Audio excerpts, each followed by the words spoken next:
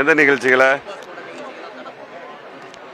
Big Boss வந்து not only Tamil Nadu sir. Big Boss Big பிரதர்னு சொல்லி அமெரிக்காவில், லண்டன்லன்னு சொல்லி உலகம் முழுவதும் வெவ்வேறு தலைப்புகளில் போயிட்டு இருக்கக்கூடிய ஒரு ப்ரோக்ராமு.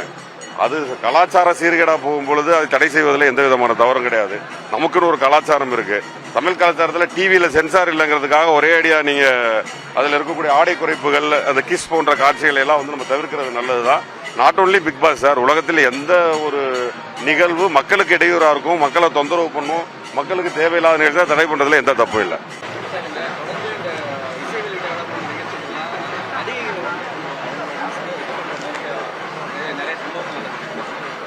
இல்ல, கேள்வி கேட்பவர்கள் அது பத்திரிகையாளர்களாக இருக்கட்டும், பொதுமக்களாக இருக்கட்டும், நடிகைகள் மேல ஒரு பார்வையை வைக்கிறார்கள். என்னுடைய கேள்வி ஒன்னே ஒண்ணுதான். நடிகர்கள் நடிகைகள் ரெண்டு பேருமே கேளிக்கைகளாக உங்களுக்கு வந்து சந்தோஷத்தை தர்றவங்க. நீங்க நாள் முழுவதும் உழைத்து விட்டு வீட்டுக்கு வந்தீங்கன்னா ஒரு காமெடி ரெண்டு பார்த்து சிரிப்பீங்க. ஒரு வாரம் உழைத்து விட்டு ஒரு திரைப்படம் பார்த்து தான் உங்களுடைய இளைப்பாறுவீர்கள். அந்த மாதிரி உங்களுக்கானவர்கள் தான் நடிகர்கள் நடிகைகள். அது யாரா இருந்தாலும், அது இப்போ சினிமா சம்பந்தப்பட்ட யாரா இருந்தாலுமே அது மக்களுக்கானவர்கள், மக்களோட சொத்து.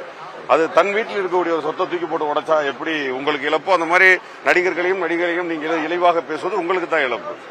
அப்படித்தான் நான் சொல்லுவேன். ஏன்னா நடிகர்கள் இலக்காரமாக பார்ப்பதுங்கிறது உங்களுடைய சொத்து தானே, உங்களுக்காக தானே அவங்க இருக்கிறாங்க.